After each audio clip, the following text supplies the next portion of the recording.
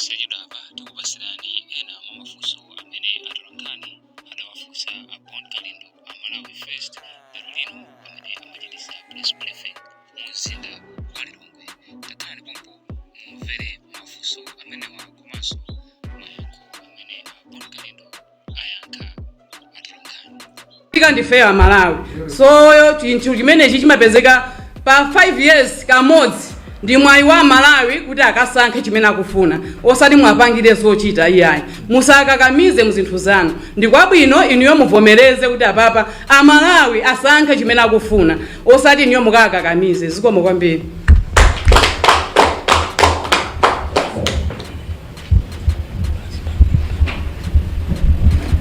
Thank you so much. Because of time, we'll go straight to question and answers. So my colleagues in the media, there are 2 mics. We are going to be using both of them. We'll be combining them whenever we are asking questions. We'll take the first round of questions, and may we please go straight to the point. Thank you.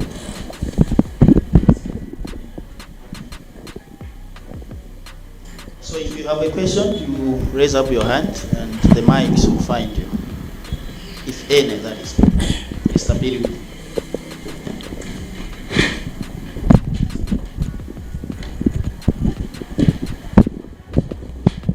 Alright, ine dzina langa ndi Imon Piringo kuchoka ku Zodiac. Kwakulu makamba ponena kuti pankhani ya declaring my assets manena kuti ma public officers kwambiri mukutsindika kwa nduna ndiye mwachulaponso kuti ma presidential candidates mwina chifukwa chani mwapanga focus pa ma presidential candidates kuti apange declare ma assets awo kuti anthu amene abwera ngati ma MP amathauza khani mwayi ozakhala mwina nduna kutsogoloko. Zikomo. Ndi ankiretu funso limenelo lamulo linakhazikitsidwa kuchokera ku parliament ndipo izi sizongolota ya kunena kuti every public officer akuyenera kuchita declare ma assets yake kuulula chuma chimene ali nacho ngati njira yothanana ndi nkhani ya corruption. Mukuza kuona kuti ngakhale ACB ilibe mano eni olumira anthu chifukwa kuno ku Malawi mangokhala nyimbo yopanda chorus. And ndizokhumudwitsa kwambiri ngati dziko la Malawi lokuti timangokhala ndi ma program abwino pa paper koma kuti tiagwiritse ntchito timalephera. So ife tikufuna kuti zitsanzo zeni zikhale amene ma president anthuso ndunawo komanso ma MPs mwachitsanzo ine mene ndinali member of parliament ndimachita declare ndiponso kuchita declare kosika monse komano annually. So tikudabwa kuti ngakhale system ya office imene ya declaration of assets ili quite it is not having the teeth. Zetu kuwapempha kunena kuti nthawi yakwana andiso sinkhani yonena kuti tikufuna akuti apange declare. No, system yonse aliyense palibe za kapena za witch hunting. Tikufuna wina aliyense azichita declare osakhala kuchita single out munthu ndekuti kumene kuti kulakwisa ndekonso we are defeating the purpose.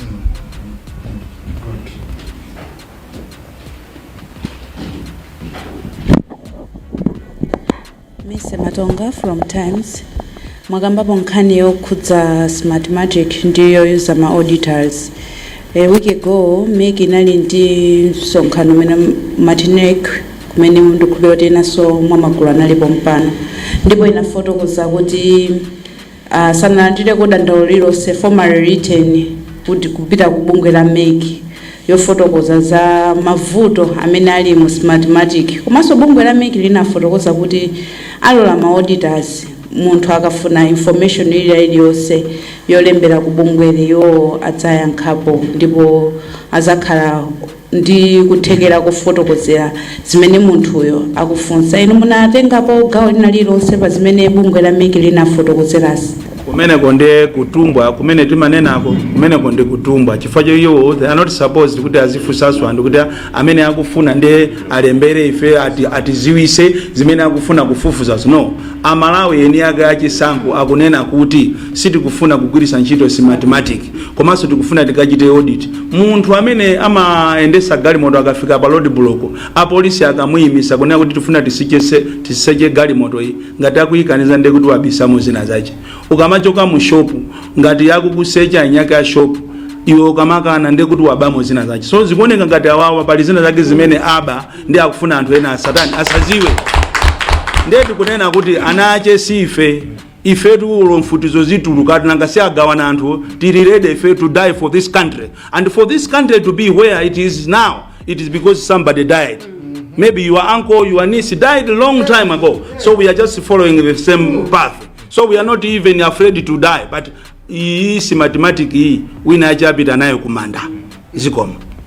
Yeah.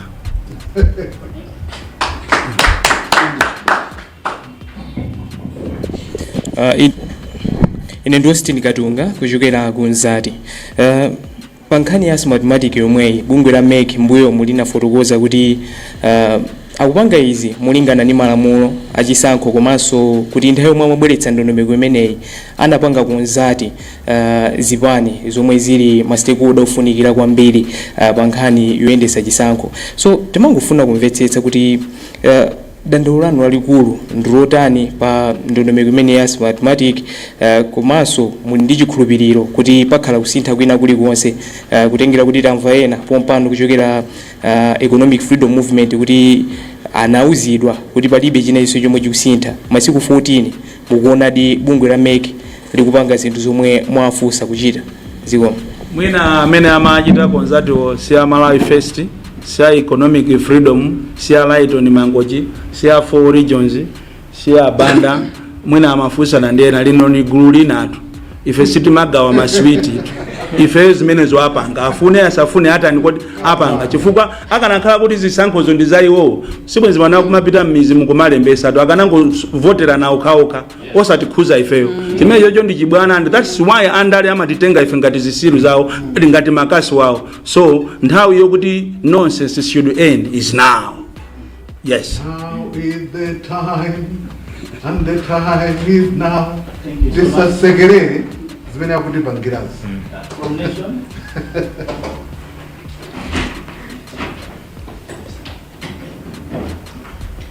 how are you going?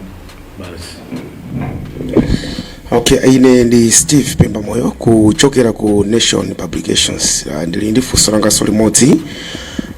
Makamaka lokhudzana ndi zoona kuti akuluakulu akuyenera ndithu kuti akutsatira ndi malamulo akuyenera kuti aulule kuti ali ndi chuma chanji komanso anachipeza kuti.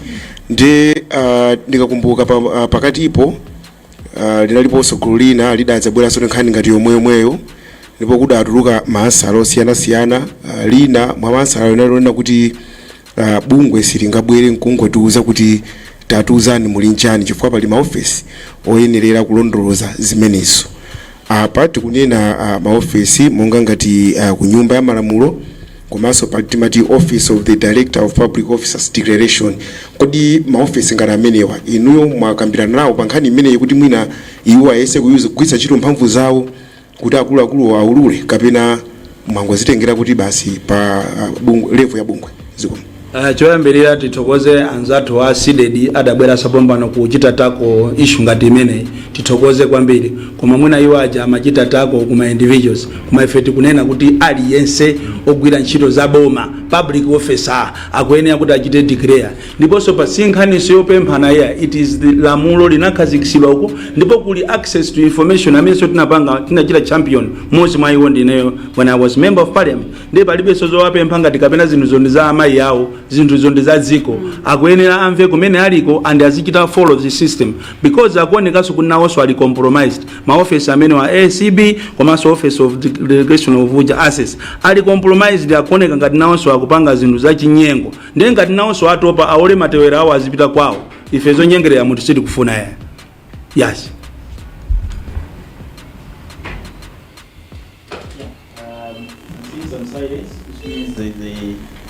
We have exhausted all the questions from our side as members of the press. Now I'll give the high table to wind up. Thank you. Yeah, ndingophera mphongo pa zimene alankhula azinzanga kunena kuti ifeyo monga mene mwationera kuno we are a serious people, a serious group zimene tikupanga mosatira malamulo a dziko lino ndipo palibe amene angatiyimise.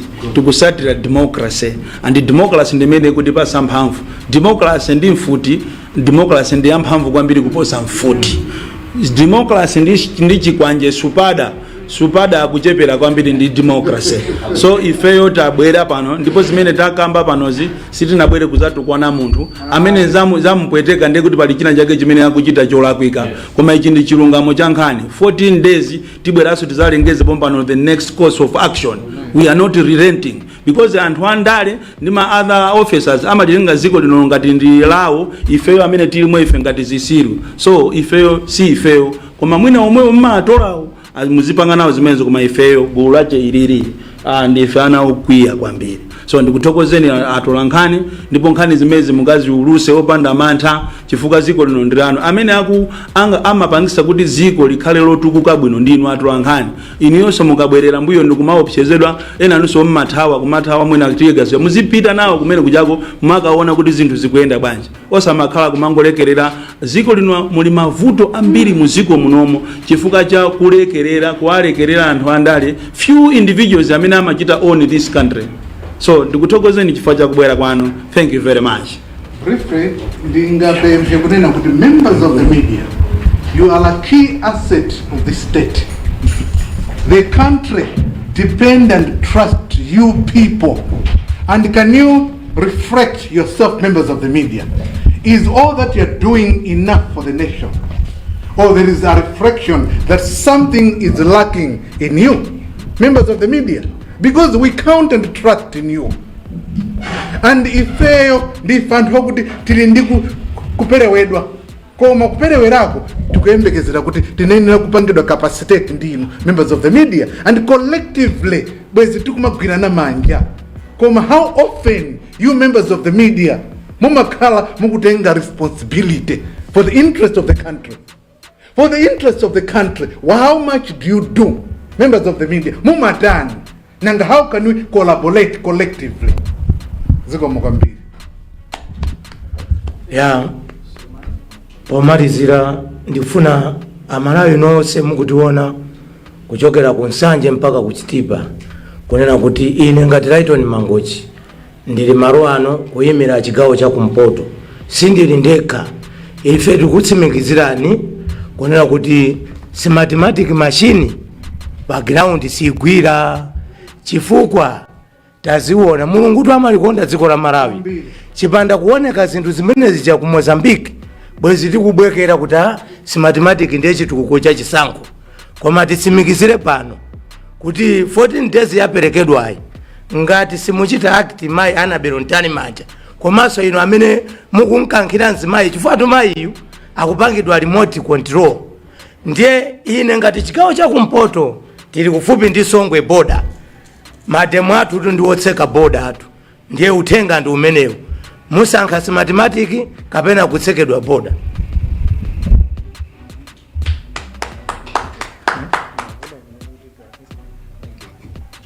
Thank you so much. That marks the end of our program this morning. After this, we'll go one-on-one. Kumeneko kuyankhula kwa akuluakulu a gulu limeneli la Malawi First lomwe akulitsogolera ndi Boni Kalindo omwe ndi mtsogoleri wa gulu limeneli. Msonkhano wa nkhani umenewu akambapo nkhani zikuluzikulu zokwana zitatu.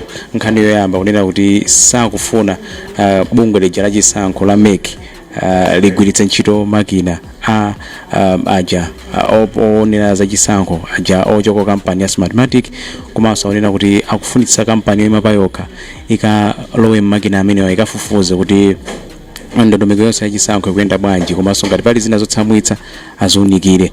China akunena kuti apereka masiku 14 ku bungwe limene la MEC kunena kuti liunikire zonse zimene aliuza amenepa, komanso mbali ina akunena kuti iwo ngati gulu akufuna akuluakulu azisankho amakamaka amene akuyimira nawo pa chisankho chimenechi, atsogoleri ama MP ndi ena amene afuna kukhala maudindo amenewo aulule chuma chimene ali nacho, komanso ogwira ntchito onse amboma aululenso chuma chonse chimene ali nacho, ndi cholinga chonena kuti mwina alimbane ndi mchitidwe wa chinyengo kapena wa ziphuphu, kuti mwina tikapambana pa chisankho chobwerachi anthu adzadza zoti awa chuma chawo chili motere anachipeza motere. Ndiye zimene zakambidwa apa ndi maganizo a gulu limene la Malawi First. Inunso ngati muli ndi zina zofuna kuyankhula tipezeni ku Zodiac tidzachita chimodzimodzi. Munali ndine Imon Piringo komanso ndali ndi anzanga osiyanasiyana kuchoka ku Zodiac.